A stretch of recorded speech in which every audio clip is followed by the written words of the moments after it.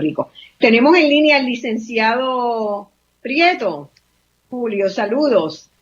Saludos, Marcia, ¿cómo estás? Muy bien.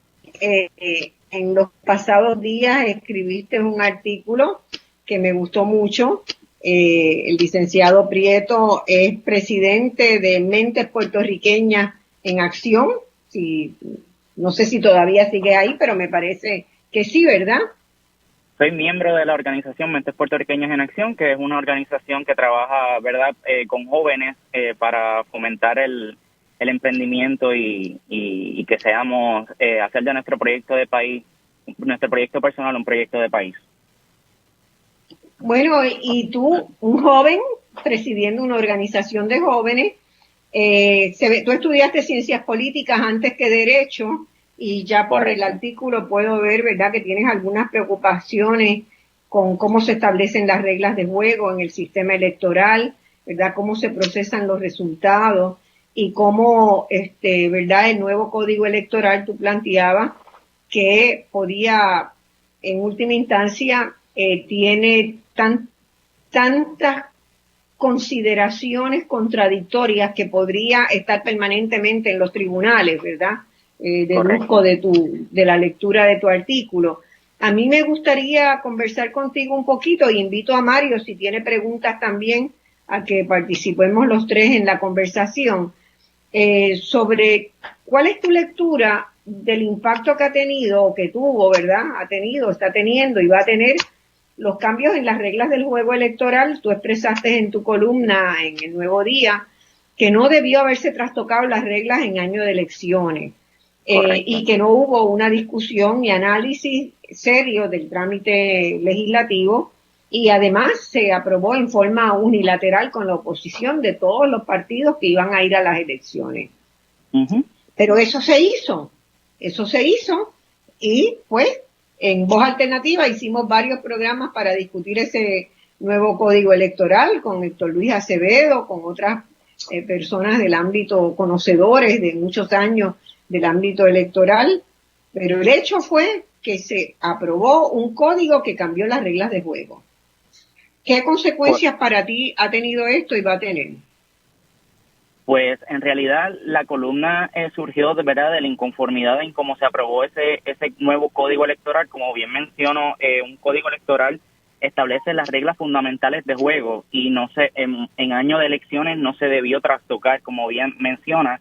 Así que pues esa columna surge ante el caos que estamos viviendo respecto a los resultados parciales que tenemos en torno a las elecciones, porque se dijo de antemano de que no se debía tocar el código electoral en año de elecciones y mira lo que estamos pasando.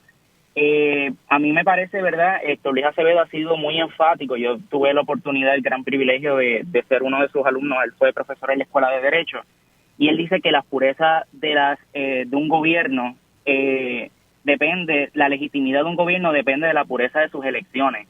Y en ese sentido, la ley electoral actual, aprobada de forma unilateral por el Partido Nuevo Progresista, pese a la oposición de todos los actores políticos que estaban concernidos, verdad, que fueron como proponentes, como fueron ¿verdad?, a expresar su voz, me parece que la única consecuencia tangible que tenemos del nuevo Código Electoral es que ha vulnerado y debilitado la institucionalidad de la Comisión Estatal de Elecciones. Así que en ese sentido, pues estamos viendo, ¿verdad?, problemas de legitimidad y confiabilidad en términos de sus resultados. Y me parece, ¿verdad?, que de cara al futuro, la nueva Asamblea Legislativa debe de remirar y replantearse completamente todo lo que tiene que ver con la ley actual, porque me parece que le hace un flaco servicio a nuestra democracia.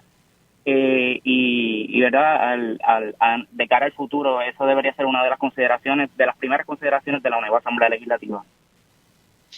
Sí, yo estoy consciente, ¿verdad?, de que hay algunos problemas puntuales que va a haber que enfrentarlos en los tribunales ya en los próximos días, una vez se pase esta etapa. Por ejemplo, cambiaron los requisitos para determinar qué partidos quedan inscritos y cambiaron también las categorías. Se hizo un sistema de castas, como esos sistemas de castas que existían en la India, ¿verdad?, donde hay partidos de primera y partidos de segunda y partidos de tercera. Se hizo una especie de sistema de castas que es sumamente injusto, porque de lo que se trata, un sistema político electoral debería ser de que toda la diversidad de fuerzas y de formas de pensamiento tuvieran las mismas oportunidades de acceso al poder. Es como uno de los derechos fundamentales básicos. Y aquí no hay manera con el nuevo código de que un partido que es de tercera, ¿verdad?, en las tres categorías que se tienen en el nuevo código electoral, pues pueda aspirar y pueda llegar a tener otra posición. Y otra participación en la toma de decisiones de cómo se conduce el organismo electoral. Correcto. Así que ahí hay dos asuntos importantes. Uno, ¿verdad? ¿Quiénes entran en esa tríada de privilegios donde el privilegio máximo lo tiene el partido que está en el poder, ¿verdad? Porque a través de la presidencia se ejerce, de la Comisión Estatal de Elecciones y del partido principal, se ejerce la mayor parte, se toman la mayor parte de las decisiones. Pero los otros dos que van a entrar, ¿cómo se van a decidir si el tercero que va a entrar, cómo, si se cambió, si se incorporó un nuevo requisito que era haber postulado más del 50% de los alcaldes y las asambleas municipales para ser considerado un partido inscrito? ¿Cómo se puede solucionar eso? Se le aplica la ley bajo el cual ese partido se inscribió, se certificaron sus candidatos y se había cerrado el periodo de postulación de candidaturas cuando se aprobó el nuevo código. ¿Cómo va a resolver eso? Ese es un caso que va a llegar al Tribunal Supremo de Puerto Rico, yo estoy segura. Correcto. Pero el Tribunal Supremo de Puerto Rico, ¿cómo va a votar? Si sabemos la poca libertad, la poca autonomía, la poca independencia que va quedando en el Tribunal Supremo, porque los nombramientos han sido politizados. Excelente. Como abogado, usted, ¿cómo me contesta? Pues eso es una controversia que definitivamente coincido contigo, entiendo que va a llegar al tribunal. ¿Cuál sería la ley que aplique, verdad, para aquellos partidos que se inscribieron bajo la ley anterior y ver si, verdad, porque el Partido Nuevo Progresista obviamente pues va a querer que se les aplique la ley que ellos aprobaron?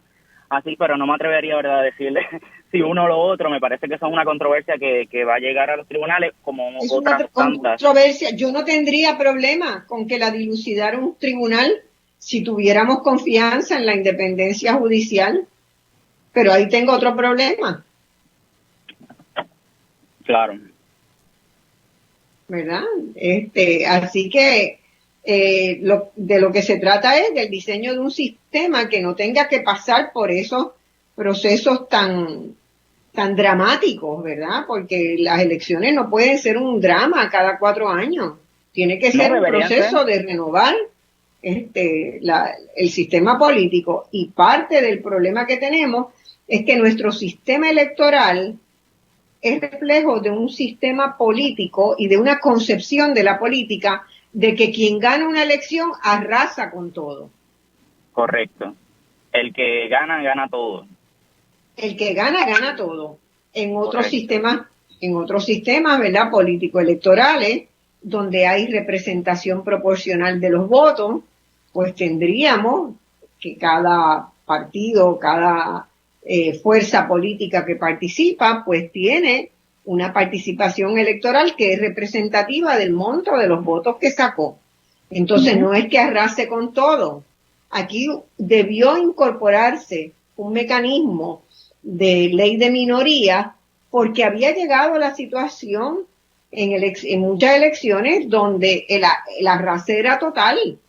Entonces, bueno, se buscó mediante, en vez de directamente ir a una proporción, un sistema proporcional, se fue a ese mecanismo que aplica ocasionalmente cuando hay un partido que tiene la capacidad de sacar más del 50% de los votos. Eso no va a ser realidad en Puerto Rico nunca, ¿verdad? De aquí en adelante, por lo menos en el horizonte que estamos viendo. Entonces, la ley de minoría, pues, va a ser nula. Pero eso tenemos que repensar sobre eso. Sí, en cuanto a las minorías. El otro asunto es cómo organizar administrativamente la Comisión Estatal de Elecciones. Tú hablabas, ¿verdad?, de eso también en tu columna, sobre todo de cómo en una sociedad, Mario, ahí nos puedes ayudar, porque obviamente Puerto Rico, quienes más votan en Puerto Rico siguen siendo la gente mayor y Puerto Rico sigue siendo un país que envejece rápidamente porque su tasa de natalidad se contrajo tanto y porque la emigración se dio en los grupos más jóvenes. Entonces tenemos que tener en mente el diseño de un sistema electoral que atienda a las necesidades de esa población que envejece rápidamente. Pero no puede ser con los mecanismos que se están dando hoy, ¿verdad? Con las vulnerabilidades que persisten hoy en el sistema. ¿Qué sugerencias podríamos tener sobre eso? Bueno, Marcia, yo creo que tú lo has dado al clavo. O sea, parte del problema es que todas estas instituciones, ya sea la comisión nueva bajo el nuevo Código Electoral, los tribunales o hasta la oficina del inspector general, no hay una independencia verdadera de los partidos políticos. Y eso, pues, mientras eso sea así, va a ser bien difícil restablecer la credibilidad y la confianza de estos procesos y de estas entidades. De hecho, entiendo que eso es lo que ha pasado previamente en el sistema electoral de Puerto Rico. Precisamente por crisis como esta, es que viene un gobernador con suficiente liderato y desprendimiento y dice, ¿sabes qué? Yo gané tal vez por muy poco esta vez, vamos a decir, y yo creo que por lo tanto es importante que revisemos este tema, que atraigamos a todos los partidos, que demostremos que estamos abiertos a la diversidad de opiniones y que no vamos a poner obstáculos para que la gente pueda ejercer su derecho al voto. Y todavía está por verse si se va a conformar un gobierno en el 2021 que va a tener esa disponibilidad y ese liderato para llevar y ese desprendimiento para llevar a cabo un esfuerzo como ese. Pero quien sea el gobierno, sabemos que va a ser con menos del 40% de los votos, o sea que the writing is on the wall, como dicen los americanos. Es cuestión de si lo quieren leer o no. Yo puedo llevar el agua al burro, pero no puedo obligarlo a beber. Ahora bien, en términos tecnológicos y de la población mayor, pues yo creo que es un tema muy importante, especialmente ahora en la pandemia. A mí personalmente me pareció un paso adelante el que las elecciones no ocurrieran un solo día. Claro. En un solo día, la disrupción a nuestras vidas es inmensa, la aglomeración de personas es peligrosa. O sea, era el momento adecuado para tener el periodo de votación abierto 2 semanas y que la gente votara el día que quisiera. Claro. ¿Verdad? En vez se creó este concepto de Java para bregar con todo lo nuevo y raro y aparte y controlarlo, ¿verdad?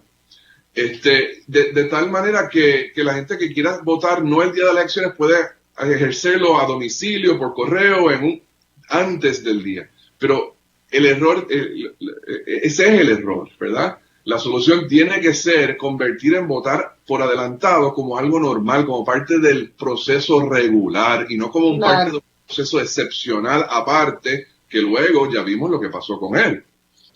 Entonces, una lección para futuras elecciones sería tratar de reconceptualizar el proceso de votación para que sea más largo. 1. 2, tú has mencionado, ¿verdad?, que las máquinas de escrutinio leen la papeleta ópticamente, cuando las personas, como en Brasil, podrían apretar una pantalla y votar. La pregunta ¿está el pueblo de Puerto Rico listo para ese tipo de votación? Y siempre han habido dudas, no estamos listos. Mira, yo voy a la ATH hoy en día y aprieto en un touchscreen y hago un montón de transacciones financieras personales, individuales, y me saco el dinero o lo deposito y no tengo problema, no tengo dudas. O sea que la tecnología en Puerto Rico para hacer eso existe y la usamos. Ahora bien, está el otro lado de la moneda. O sea, mira la tasa de participación del censo, que en Puerto Rico fue de 30% versus en Estados Unidos fue el doble. ¿Qué es lo que limita a las personas a entrar en un website o a llamar por teléfono, a llenar el censo por teléfono, con todos los mecanismos electrónicos que hubo, aún así se consiguió una tasa de respuesta bastante baja. Bueno, no tengo una solución estoy dando las observaciones de cosas que yo creo que ayudan a dar contexto al asunto que estamos discutiendo. Pero me parece que las oportunidades están ahí, que para proteger a nuestros viejitos de la pandemia ahora y para hacer el proceso de votación uno menos desagradable, debe convertirse en algo normal, que la gente pueda votar por varios días antes.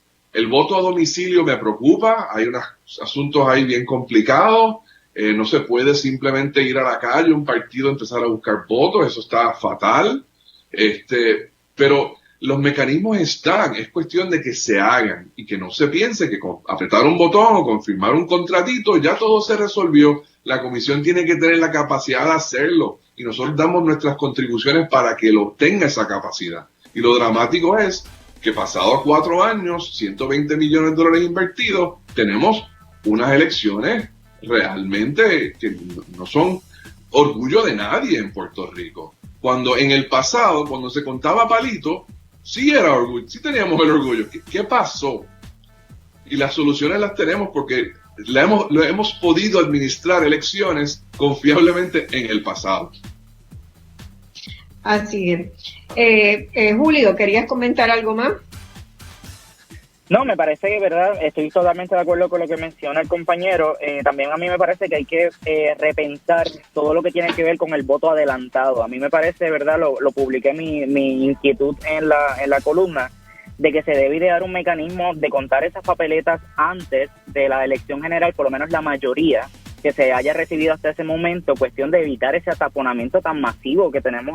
De hecho, hasta los otros días, hasta el jueves o viernes, esas papeletas todavía se estaban contando de voto adelantado, así que me parece que deberíamos, verdad, de poner también sobre la mesa la necesidad no solamente de reevaluar los requisitos de ese voto adelantado, sino también de idear un mecanismo de su adjudicación y contabilidad.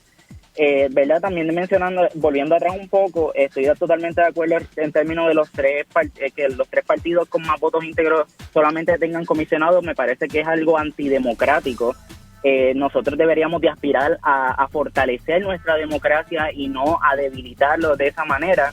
Ahora mismo hay 5 actores políticos que tienen igual fuerza, que van a quedar inscritos y que deberían tener voz y voto en el espacio de la Comisión Estatal de Elecciones, así que, ¿verdad? Todas esas cosas están sobre la mesa. Me parece que es una conversación que debemos de seguir teniendo y volver nuevamente a la próxima Asamblea Legislativa, exigirles ¿verdad? Todas nuestras preocupaciones en torno a esta ley que se aprobó de manera unilateral y que no debió ser así. Estamos viendo las consecuencias y no deberíamos en el 2024 volver a tener una experiencia tan desagradable en términos de nuestras elecciones como las que estamos viviendo ahora mismo. Así mismo.